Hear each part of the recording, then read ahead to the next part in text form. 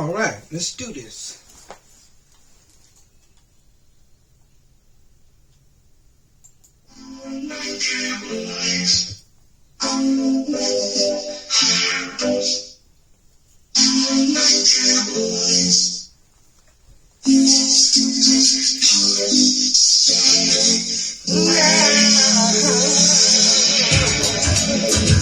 Oh.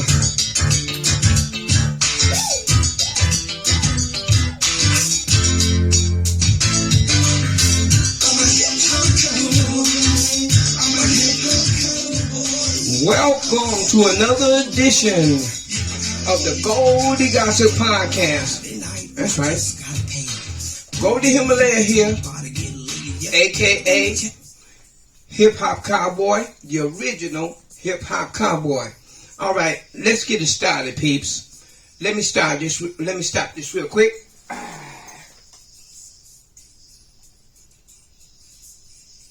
There we go. There we go. And we pull that back to the head for the end. Good. Okay, here we go, guys. All right. Man, it's been a long haul since the last podcast. I was going to do the Cinco de Mayo podcast, but my power went out in my neighborhood. When the power goes out, can't do nothing. So that was canceled. But I'm back. I'm here. And we want to get this show started. Let's give a shout out to my sister Francine Scott. She passed away a couple of years ago. My sister's birthday was May the 4th, the day before Cinco de Mayo. So I want to give a big shout out to my sister Fran. Rest in peace. I love you and I'm still rocking with you. All right, let's keep it moving. Guys, this time I want to talk about my movie credits. In spite of doing a lot of hip-hop, a lot of videos, and being an author in my new book, I have a lot of theatrical, well, not a lot. I have theatrical credits, and we're going to get to them right now so you can see a little bit more about what Goldie Himalaya is all about. So here we go. Okay, back in 2008, I was doing day labor in the Inland Empire. And I met a guy by the name of Mike Pierce. Mike was a white boy. He was an airplane pilot, but he was down on his luck like me, and we were working day labor in the Inland Empire. And he told me that he had been in the movies for a very long time. And I've been here since 79 trying to figure out how to get into the movies. I figured you needed an agent. I figured you needed acting lessons. I figured you needed a manager. And you needed experience. Listen to me, guys. You don't need none of that. Mike Pierce hooked up with me and told me about Central Casting. Central Casting is the leading extras casting agency in Los Angeles. Back then, it cost $25 to sign up. But nowadays, it's free. But you have to go on the website. He took me to 220 South Flower Street in Burbank. We went down there like on a Tuesday. You had to write down your measurements, all of your measurements. Hat size, shoulder size, shirt size, waist size, arm length, all of your particulars. And when you write that down, you go in there, you sit down. They give you 2 free pictures to put up on your portfolio. But you can pay $10 a piece for extra pictures to be put up on your portfolio. They signed us up. They give you a number to call. And listen to me, guys. It is furious. so many people are calling all the time, but they had like at least about 10 different lines that you can call. You have to constantly call 24 hours a day trying to get through. Once you get through, they look at your profile and they see if you fit the part that they're asking for. If you fit it, they book you. More times than not, you don't fit the part and you have to keep moving. But it took me about a week and I got my first part. And I actually got in the movies, guys. It's great. Central casting is great. I don't care where you are. If you want to get into the movies without nothing, just sign up. I'm not going to say you're going to get some speaking parts, but you are going to get some extra parts in the background. People going down the street, whatever, dude. Let me tell you what I did. Okay. My first movie credit solo project was The Soloist with Jamie Foxx, Robert Downey Jr. They cast me as a homeless person. That's what they cast me for the most. I guess I'm ugly, but that's okay. It's cool. It was downtown LA, Skid Row. It started at dusk and it didn't stop filming until dawn when the birds were chirping. It was a great shoot. A lot of homeless, everybody on the set was playing homeless. I had my outfit together. I was homeless as hell. And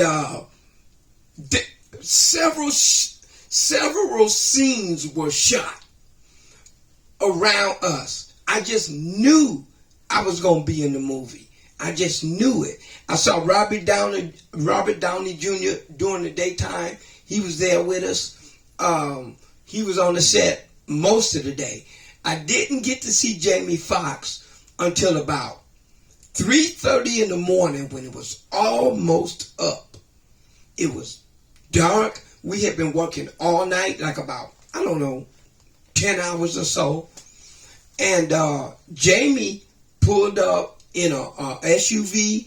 He parked it in the alley. He was by himself, no entourage.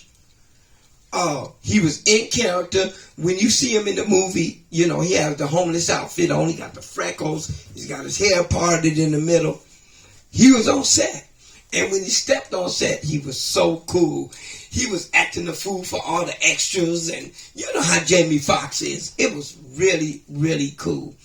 And I got 2 days on that shoot. And when me and my girl went to the movies, I thought for sure that the parts that I was in was going to be presented. Nope. Went straight to the cutting floor. But that's all right.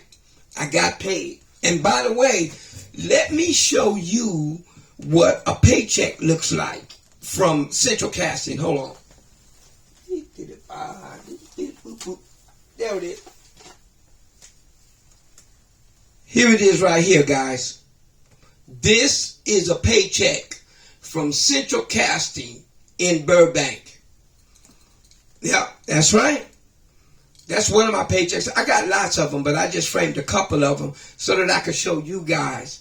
And it was just a really, really good experience hanging out with Jamie Foxx and Robert Downey Jr. And then the next project that I got hired on was Race to Witch Mountain with The Rock. Now that was exciting. It took place at the Pomona Fairplex in the Inland Empire, right off of the 10 freeway. And it was supposed to be a UFO convention in Las Vegas. And they did shoot a lot of it in Las Vegas. But our particular scenes were shot in a hangar at the Pomona Fairplex. That was a 2-day shoot. And I actually got a chance to be in a couple of scenes with The Rock. It was really exciting. I didn't say nothing to him because when you're an extra, you're not allowed to speak to the actors or anything. You just got to do your job and keep it moving. But I spent a little time with The Rock. That was really cool. Race to Witch Mountain. My next project was Bedtime Stories with Adam Sandler. That was good. That took place downtown Pasadena, right off of Colorado Boulevard. I was a business person in the background, walking up and down the streets with a suit on and a briefcase, which was cool. It was real easy. And I actually got a chance to sit for a minute with Adam Sandler. He had a cast on his foot. He had hurt his foot some type of way. I don't know. He told me about it, but I didn't remember. I was doing my job. But anyways, that was a cool experience, hanging out for 2 days with Adam Sandler. And then I did a project called Lincoln Heights. It was it was a cable show called Lincoln Heights, and it took place down in South Central LA. It was a one-day shoot, and they were having a block party. And I was one of the extras on the block party. I was kind of antsy down there, dude, because that's 18th Street gang, Bloods, Crips. I didn't want to get involved with that. But usually when you're connected with the movies, you have adequate protection, which was really cool. And I enjoyed doing that one episode. I did what's called a pilot. A pilot is when they shoot some stuff and they want to see if it works, but if it doesn't work, it goes down the tubes. It was called Worst Week. I was a business person, downtown LA, in the background, just walking up, and we would walk for a block, turn around, walk back the opposite way, turn around, and we just did that all evening. And that pilot never got picked up. And then the only thing I was ever seen in spite of the motion pictures and the TV, was I was in an episode of Knight Rider. It was the new Knight Rider, not the one with David Hasselhoff, but the new one. And the name of the episode was Knight in Shining Armor. And we were in North Hollywood in the train station. And I was dressed up. It was cool, man. When you're on the set, they send, before they're ready for you, they send you to a place called holding. Holding is where all the extras sit until the set is ready and they're ready for you. And you get to network with all of the other extras to see what they be doing. They be on their telephones, calling Central Casting, trying to book themselves for more gigs right while they're on the set. And I got hip to that. I started doing the same thing. I started bringing my own chair. I started having my cell phone. I started making calls while we were at holding. And about holding is, you can sit in holdings for quite a few hours before they're ready to bring you onto the set and do the actual scene. So you have a lot of downtime. But anyways, if you want to see me for 2 seconds in a Knight in Shining Armor on Knight Rider under NBC, you can go to NBC.com, type in Knight in Shining Armor, and I'm at the very end when all of the action is going on the train scene. So check that out, guys. Okay, more theatrical. I never thought that I would be involved with a live play. I really don't even like live theater. But I was with my group, M3. My boy Mike Anderson, rest in peace, he's gone. But Mike and his wife Tanya has a niece, and her name was Paula M. Long. If you want to see Paula, go to Facebook under Paula M. Long and check her out. This woman is fantastic. She does all kind of community service. She's just a wonderful, wonderful girl, very educated, very involved in a lot of different projects. And she got with a guy by the name of Stefan. I wish I could find Stefan's last name. He was the presenter and the guy who presented a play. And let me show you an advertisement from the play.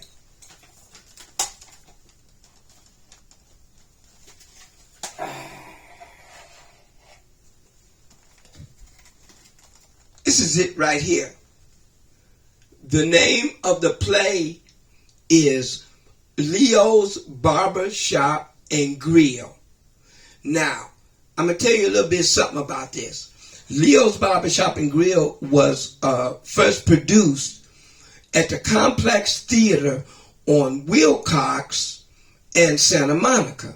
They got a lot of playhouses up and down Santa Monica there. And we were there.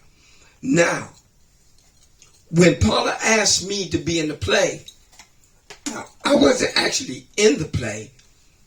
They asked me to do the lighting. I had never did the lighting before.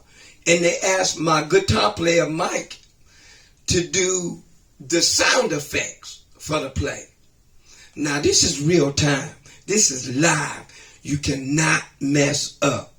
But Stefan, the producer of the play, was very professional. We were up top in a booth looking down at the play. The audience is downstairs. I even have a DVD of the background and all that, but I didn't have time to set it up. Maybe in a later podcast, I'll show you a clip of the background scenes from Leo's Barbershop and Grill. But anyways, when we first worked on it, we had a couple of days to do it without nobody there. And man, I was shitting bricks. I was so scared. But Stefan made it so easy. He gave me a book of all of the dialogue of the play. I even got that, but I didn't want to dig it up. Like I said, too much trouble. But I had the book, and under each page was notes for me to have the heads up for what to do next. And that was a godsend, because before the event was going to happen, I was able to read it. And on top of that, Stefan stayed in the booth with me and Mike. He was right here on my left side. And he would put his hand on my shoulder and he would say, "Don't be nervous." He says, "Okay, this scene is coming up. You're going to hit these lights." And I had been working with the board for a couple of days, so I knew what to do on the lighting board. The first time I did it, I was so shaky, but I made it through. Second day we practiced, I made it through, and it was a little bit better. And then the third day was the opening. It ran for 5 days. The first day, I was about to die. I'm telling you, man, I was so afraid, but Stefan was right there for me, and he was right there guiding Mike, and we did an excellent job. The play went off without a hitch the first night, but the second night got smoother. The third night, I was in my zone. The fourth and fifth night was off the chain. I was on the top of my game. And I was able to do the lighting. And I also helped them with a little bit of choreography. They wanted to do a little bit of choreography in the middle of the skit, and they didn't have none. I said, "Let me show you what to do." And I gave them a little bit of choreography. And that was my only experience in the theatrical world. Later on, Leo's Barbershop and Grill got picked up, and it took a tour to other cities. But I was going through a bad divorce, and to be honest with you, I was about to go crazy. I had to drop out. I couldn't keep up with them, and I went on. But anyways, guys, that is my theatrical resume. And to close the show out, I'm going to show you guys my video of Hip Hop Cowboy. Check it out, guys. Hold on.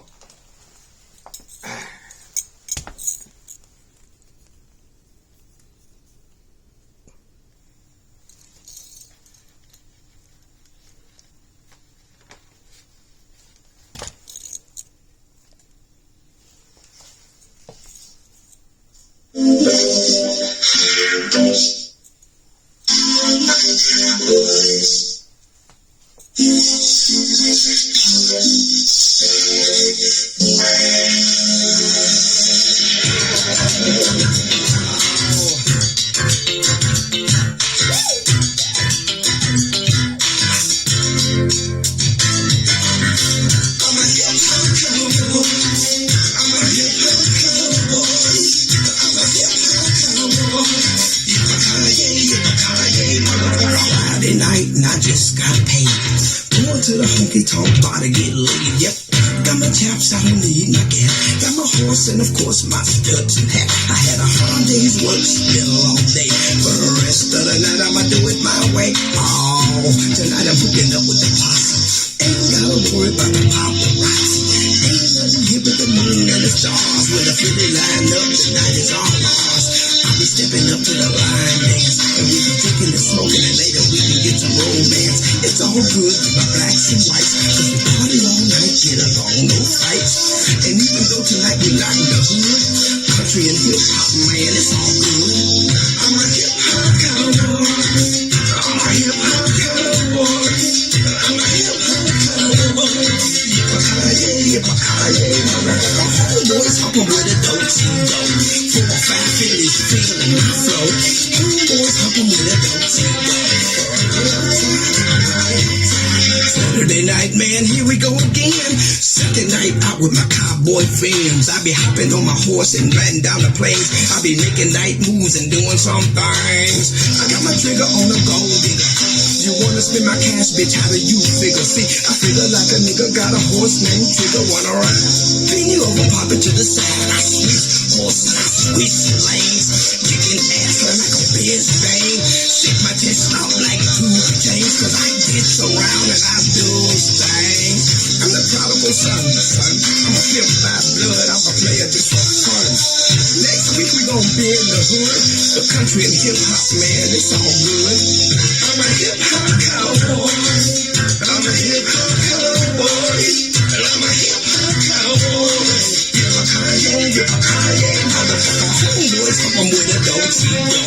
4 or 5 Phillies feeling my flow. Homeboys hoppin' with a dope-see-go. I'm a hip hop cowboy. I'm a hip hop cowboy. I'm a hip hop cowboy. Yippee-ki-yay, motherfucker. Homeboys hoppin' with a dope-see-go. 4 or 5 Phillies feeling my flow. Homeboys hoppin' with a dope-see-go. I'm a hip hop cowboy. I'm a hip hop cowboy. I'm a hip hop cowboy. Homeboys hoppin' with a dope-see-go. 4 or 5 Phillies feeling my flow. Homeboys hoppin' with a dope-see-go. Round outside. That's it, peeps. See you next time on the Goldie Gossip podcast. Goldie Himalaya, y'all.